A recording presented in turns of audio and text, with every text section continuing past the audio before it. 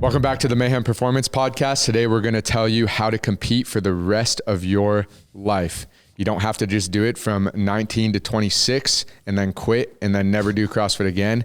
We have coaches that can equip you to literally compete until your deathbed. You can pay us while you're in your bed. Yeah. You can pay us for forever. Yeah. You're going to compete through eternity.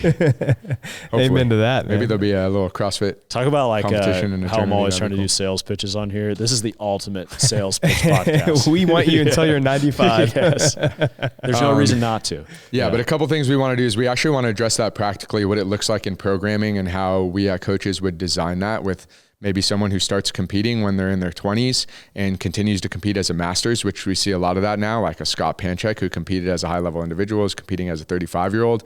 If someone like him wanted to continue to compete through all the masters divisions all the way until he wins the 70-plus division. We want to look at that practically. We also probably want to look at that in principle and how we would address a client that if we got on an initial consult with them, they were like, that's my goal. And what it would look like to set up a plan, both lifestyle-wise and actual day-to-day training-wise, that would meet that goal. And we have a coach sitting right here that just does that with tons of masters athletes. So it'd be stupid of us not to pick his brain and understand what that looks like. So that's going to kind of be our goal today.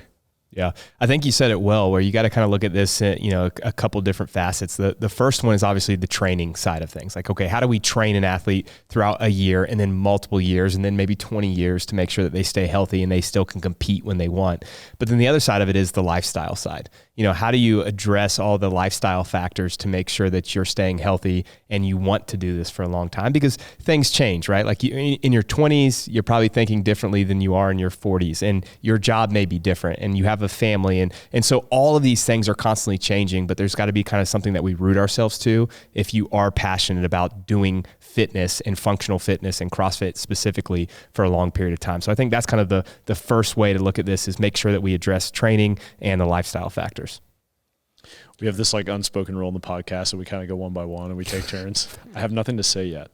So that's pretty good. Like Brandon got done and you guys. Well, I think starting with training, and this is especially true as you get, you age up. I work with a lot of masters athletes, and you see this because number one, they're just really busy with work. When you're in your 40s, usually you have a full-time job and you probably have a family at home and you're trying to balance all those things. You got to take kids to soccer practice and there's limited training time. What you want to do is make sure that you have seasons. And I don't mean just like a true CrossFit season. I mean seasons of life where you're thinking about, okay, this is a time where I'm getting ready to compete, and this is a time where I have an off season, a time to calm down and focus more on maybe these other priorities that I have in life. If you don't do that, if you're just constantly doing the same kind of training style year to year for 15 or 20 years, I don't know anybody that's actually done that. You would just completely burn out. It would get to the point where you couldn't do the same high intensity workouts every day. Sean always had the simple one-liner of like, life has seasons, so should your training. Yes. What is the specific like sweet spot that you found? So if we take this premise of like, hey, if we had if somebody came to us at 20 and we actually knew that they were going to be with us for 40 years, that sounds so wild. How old would you be like coaching them like 75?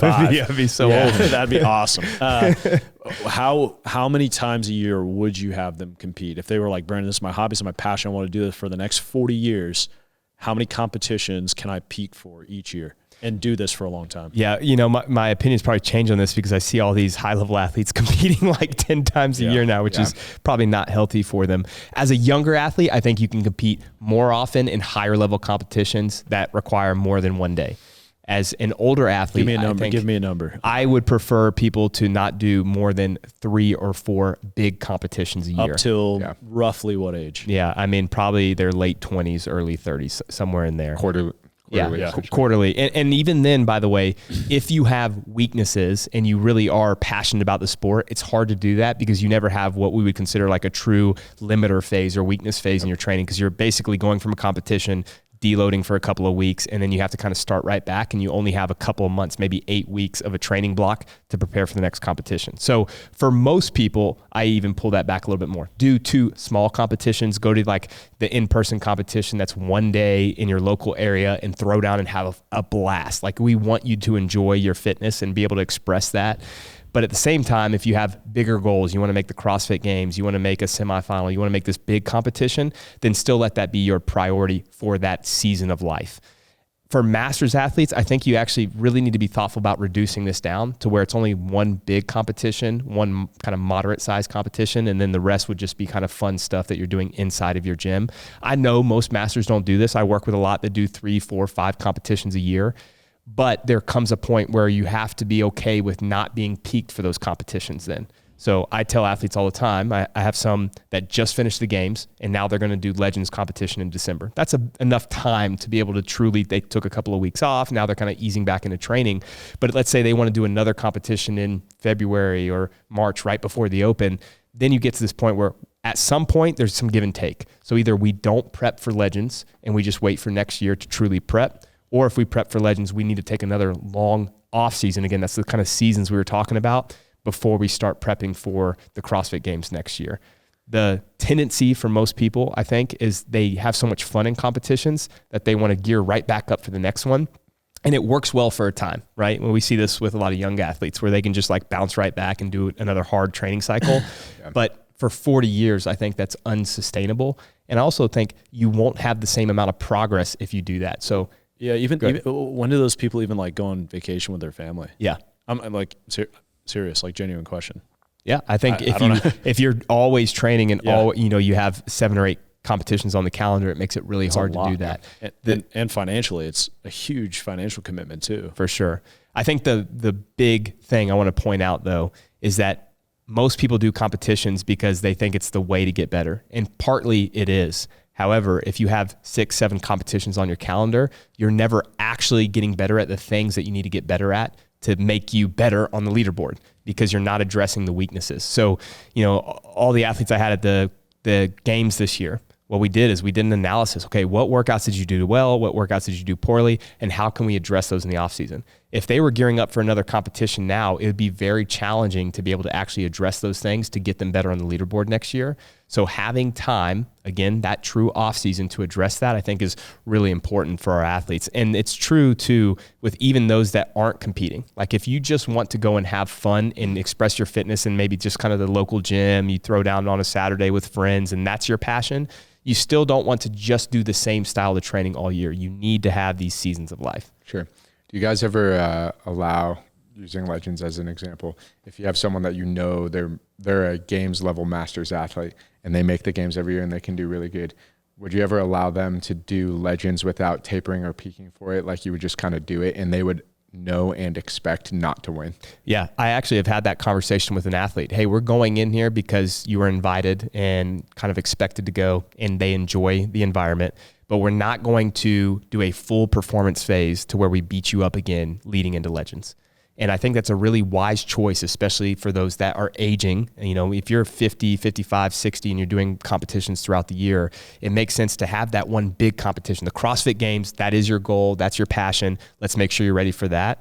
But then Legends is just a fun experience where we're going to continue to work on the weaknesses that they have, as opposed to doing a full, what we call a performance phase, which is just a lot of CrossFit.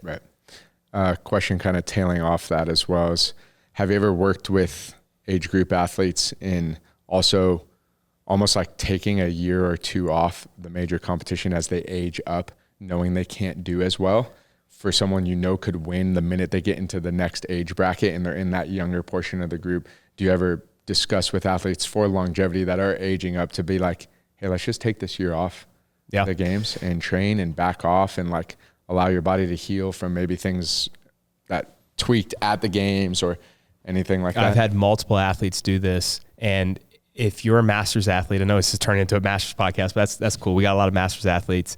If you're a masters athlete and let's say you're 48 right now, you're about to turn 49, but you're the last year of the 45 to 49, you're really good and you know that you have a chance at 50 to 54, it would be wise to have a conversation with your coach or hire a coach and have a plan to basically take this year as your build phase and then peak for the 50 to 54, because and everyone knows this that has done the sport.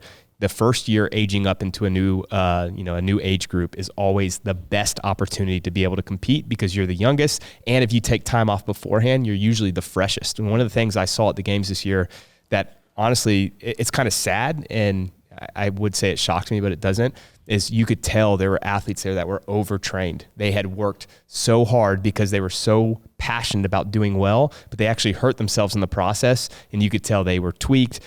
bothered knees, bothered shoulders, bothered hips. They were squatting funny. And athletes that I've seen do well before were burnt out because they overtrained leading into it. Yeah. I've done the reverse with a teenager where when they aged up that year, I focused more on strength and didn't really do any performance specific until, well, their biggest peak was actually the semifinal just to make sure they made it.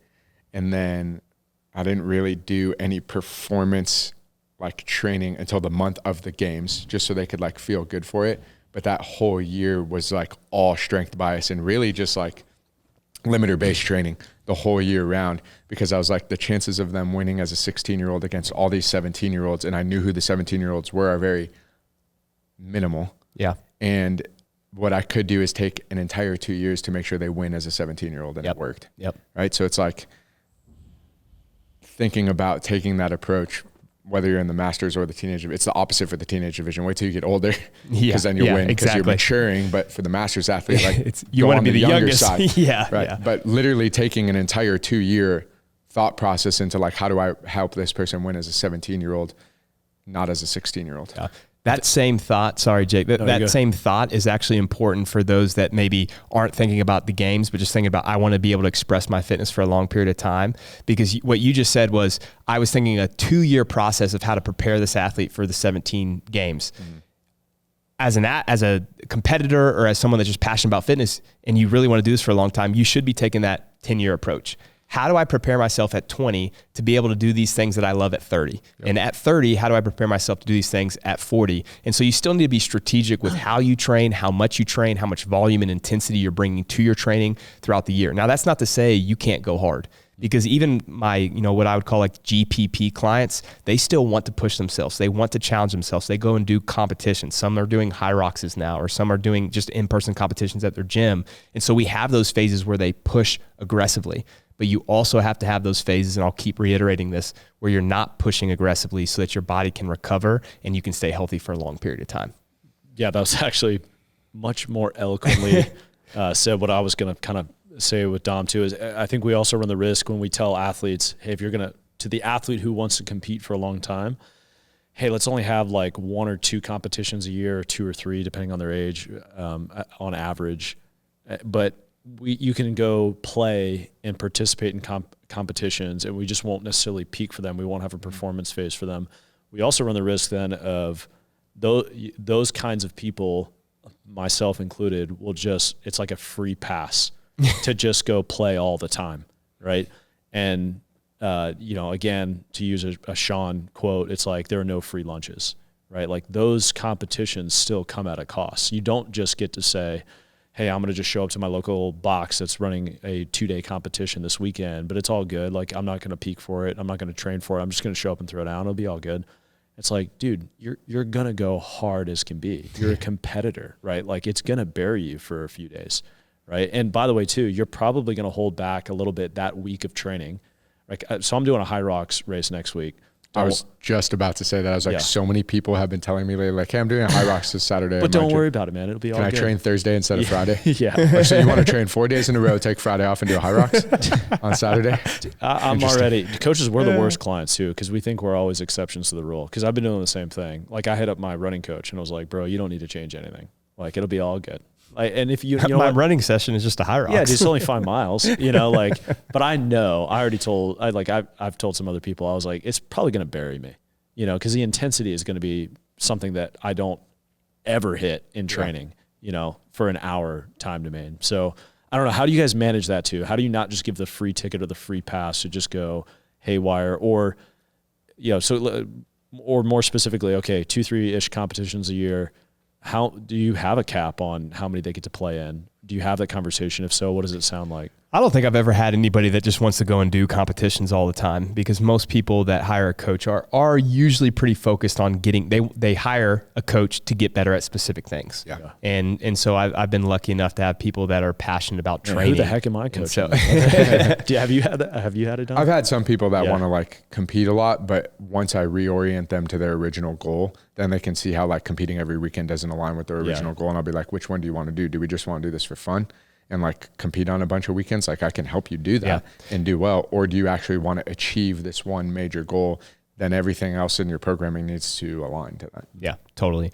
And either way, I think as a coach, you have to be strategic about then how do you write your training before and after a competition. Yeah. So if they are going to play more often, Jake, to your point, like people, they're going to go harder than they want. But if people want to do that every once in a while and they're really enjoying it and it's part of their passion, I'm okay with it. But then as a coach, I need to make sure I'm putting up the guardrails the next week or 2 weeks after that to like truly have a deload and then get them right back onto the bandwagon. What does that look like specifically? So let's use high rocks, right? So one of your athletes comes to you and Brandon, hey, listen, like I know I'm in this limiter phase of training. They may not say that exactly, but we're in the off season, right?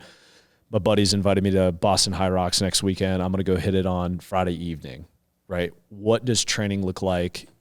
You're in the middle of a limiter phase. What does it look like next week? Like Monday, Tuesday, Wednesday, Thursday, leading into High Rocks on Friday? And then what's it look like Saturday, Sunday, Monday, Tuesday? Yeah. I don't know why I'm saying all the days. Yeah, I know. You actually kind of confused me with the days. Sorry. Now I'm thinking like, which what days? Does it look like the 4 to 5 days before and then the 3 days after? Yeah. In the middle of that, I was like, why am I listing all the days out? But yeah. I also love how we always do Monday, Tuesday, Wednesday, and then just go Friday, Saturday. Like Thursday is just a non-negotiable rest day. Universal rest day. CrossFit Sabbath. Yeah, I mean, I will pull out a lot of training. So, Monday, Tuesday, Wednesday would be, let's say it's a CrossFitter, right? That's what you're assuming. Okay. Yeah, and they're like, I don't want to peak for it. I'm just going to have fun with my friends. They would still be doing all of their skill-based work on Monday, Tuesday, Wednesday, but we would reduce or take out any of the metabolic conditioning on those days. Some people hate that, but it's just like, hey, look, you're about to do a really high intensity race and you haven't done one before. You probably haven't run 5 miles unless you're someone like you that's doing a lot of running. And so it'll be, maybe some basic strength work, the skill work, and then that's it for those days. Why though? So if they came back and they're like, well, why does it matter though? Like, okay, even if I haven't done it, it is what it is. Like, why are you taking the conditioning out? Yeah. I mean, the overall volume and intensity of that week would be exponentially higher than what they're used to. So what's that matter? Yeah. You talk about this actually not in this podcast we just did before this, but allostatic load. And like, if you are, you imagine you have this like cup, right? And you got some water in it and that's all your energy. And then each day you're taking a paper towel and you're dipping it in there and you're kind of squeezing it out, but it's removing from the cup. You get to the point where that cup runs dry. And I don't know why I just used that analogy, it just popped in my head, but you can get to the point real quick in a week where that cup is dry and then you have nothing left and you are burnt out, right? We want to avoid that. We want to keep that cup as full as possible. So with training, we're putting the paper towel in there and it's going to lower it a little bit. And then eventually we want to pour some more water in there with recovery time. And that's what the point of rest days are, or doing some easier sessions. So I want to make sure that I'm protecting the athlete so that one, they can go and have fun with the high rocks. They feel good and they're fresh. They can bring the intensity there. And then two, we still can work on the limitations that they have. So I still will put a lot of skill work in and again, some basic strength work, but I like to pull back the metabolic conditioning. The following week, I would give them multiple rest days. So if they did on a Friday, they're resting on Saturday and Sunday. I may give them some basic mobility work. Because I work with so many masters athletes, and my athletes know this because everyone gets it, is they do a lot of mobility work. So I will put that in there. I love to add that in as a warm up or a cool down or just a secondary session. So a Saturday and a Sunday may just have like full movement flows in there. And then that next Monday through Wednesday, basically another 5 days out, it's going to look like the week before. They can do some basic skill work. They'll do some basic strength work, probably more functional bodybuilding style work instead of like really stressing their nervous system. And it won't, we aren't going to do a lot of metabolic conditioning that week either. So this is the perfect, practical response to like, there are no free lunches. Because in this case, yes, you're still working on limiters, right? Like your skills and some of your strength, but you really did just lose a good 2 weeks of training. Sure. Yeah. It's 2 weeks of training you lost, right? Yeah. Like, I mean, I personally have like a little 3-day skeleton for like ramping up coming off of a competition.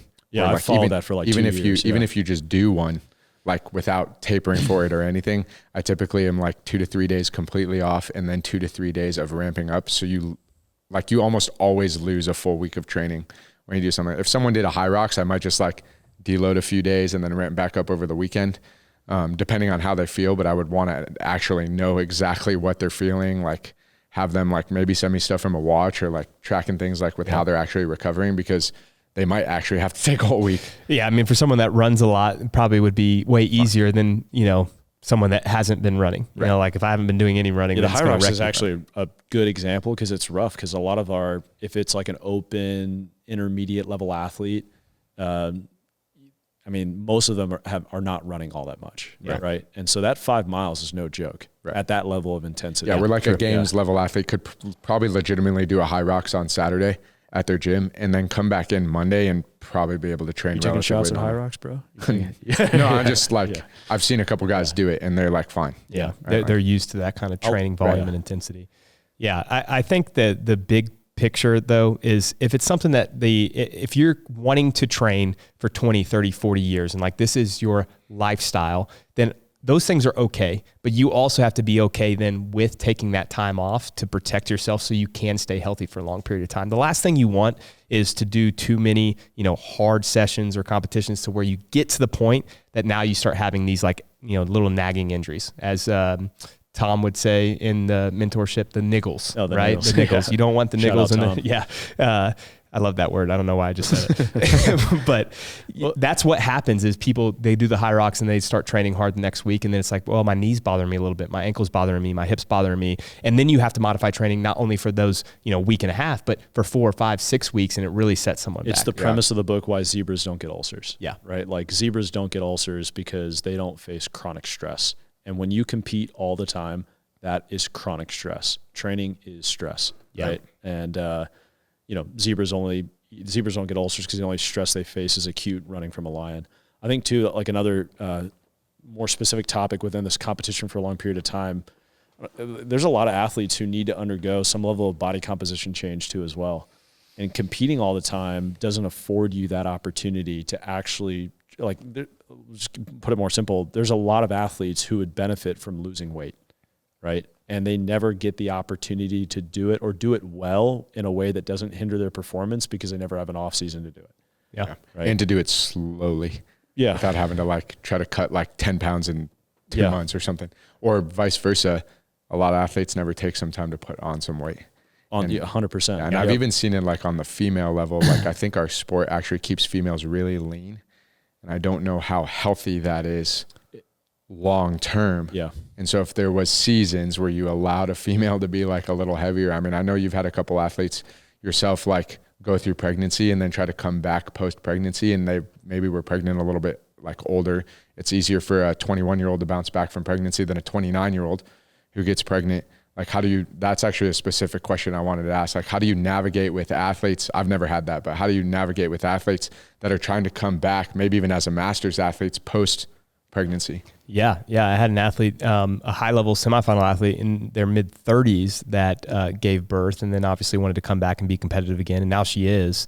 But that was, I was blessed to have someone that understood that it's changing their entire body and it's going to take a long time. And so they bought into it right away. But I guess the key to that was we had conversations as soon as she found out she was pregnant of okay, what's our game plan? Let's go ahead and scrap the template that we have. What's our game plan between now and when you give birth? And then what's our game plan postpartum to get you back to where you want to be?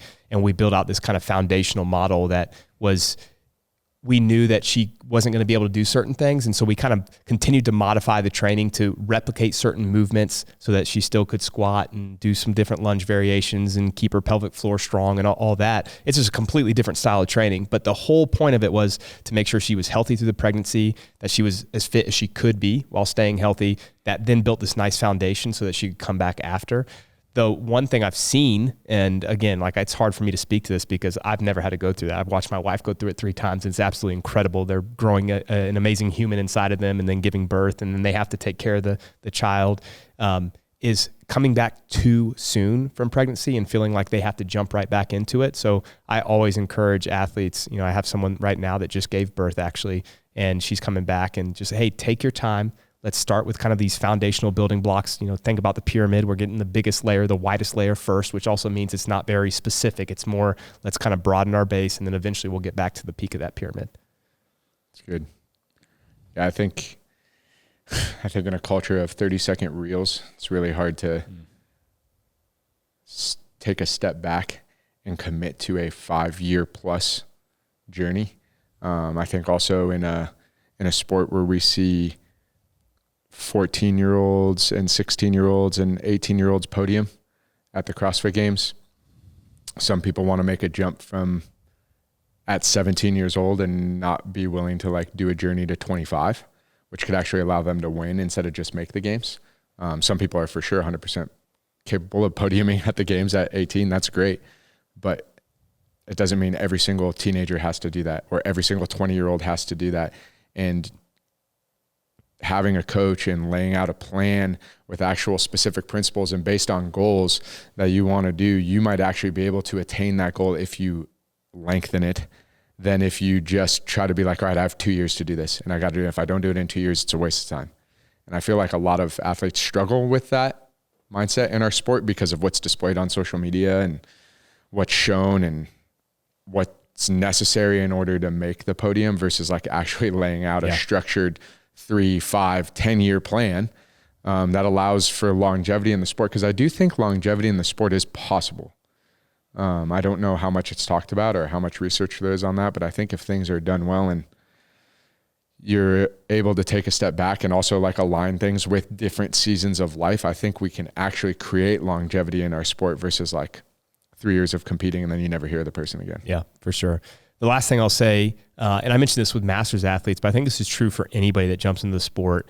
The sport is about movement efficiency, right? We know that even at the highest level. And, you know, you watch the games this past year and a lot of those workouts were really fast paced and it just required you to move at basically maximum speed the entire time. And to be able to do that well, you have to have good movement economy. You have to be as efficient as possible. The goal is to use less effort per rep than all the other people you're competing against. And one of the ways you do that is to make sure that you have the range of motion that's needed for the sport. So getting into good positions and being able to maintain those good positions in your squat and your overhead position, your thoracic extension, flexion, rotation, your hip internal and external rotation, your ankle dorsiflexion, your knee flexion, all of these things that we need for the sport, you need to make sure you're taking care of yourself. There are two things that kind of happen. One, people come to the sport and don't have the range and then just go ahead and start training, and that range never gets better and sometimes gets worse. The other one, though, is people start with really good range. They never take care of it or they never focus on that. And because the sport requires so much volume, those movement patterns start to get worse and worse and worse. And then by the time they're 35, their squat pattern's pretty bad or their overhead is really tight, and then it risks injury and it's hard to have longevity. So my encouragement for everyone is make sure you're also not only training hard, but recovering hard, taking care of your body, doing movement work or mobility work to make sure that your shoulders and your elbows, your wrists, your knees, your ankles, your hips, all these joints stay as healthy as possible and they move well, and you can control those joints in range. Warm up and cool down. CrossFitters. Well, you're talking about longevity. Look to the other major professional sports. Like, they all have an off season. I mean, can you guys? I'm trying to think of a sport that is as high intensity as CrossFit is. I was listening to George Kittle, the tight end for the Niners, talk about last year. It was just kind of random, but like when they didn't make the playoffs, and he's like, "Man, I got to take all of January and I did nothing." It's like our athletes would just balk at that. We did when we heard Frazier talk about it. Whether he actually did do nothing or not, I don't know. But what would he spoke pretty dramatically about it. How much time did he always say he would take off? A month or so. Yeah. And I don't know if it has to be just complete shutdown all the time, but I think that's a huge issue that we have in this topic of how do we get people to compete for forever. Seasonality, periodization. Yeah. And you guys know I'm always harping on it too, but yes, to go back to it with your nutrition as well. Like, it doesn't need to be slamming carbohydrates, crappy sources of carbohydrates year round. Like, it would benefit you probably for the long run to create some level of metabolic flexibility. Yeah. Right. And even taking time off a nutrition plan and just like living your life. Yeah. Not take from an emotional relationship with food, not worrying about going out to eat with your family if it doesn't fit your macros, or tracking every little thing meticulously all throughout the day. It's not because I think the reason is it's not just that it's healthy in and of itself. It's that it allows you to be locked in when it's time to be locked in, and be consistent with that. Yep. So what were you going to say? I was going to make a joke. Okay. I was going to say, so now, do it after. Next week, that when I'm on vacation, I can just eat whatever I want. Yeah. I did not at Disney, but I let loose a little bit. The cruise-free ice cream, let's go. It just hits. I'm gonna send a picture to you, Dom. I actually got the garlic aioli on the side and dipped a few fries into it. So that's it. That's as dang, bro. deep as you go. The other day. I'll eat for you. Yeah, thank you. Cool. Awesome. Any last words?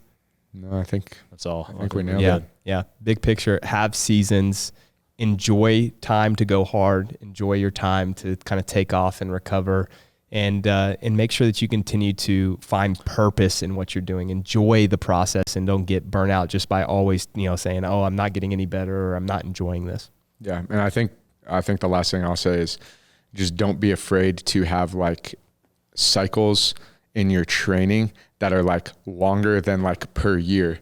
So like sometimes we want to like, oh, I'm going to do this competition, so my volume needs to increase here every single year, so I'm prepared for that competition.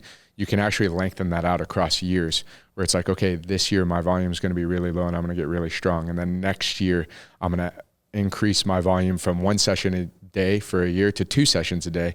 And then the next year you're going to add in that volume right before the major competition. Now you've just built out a 3-year plan.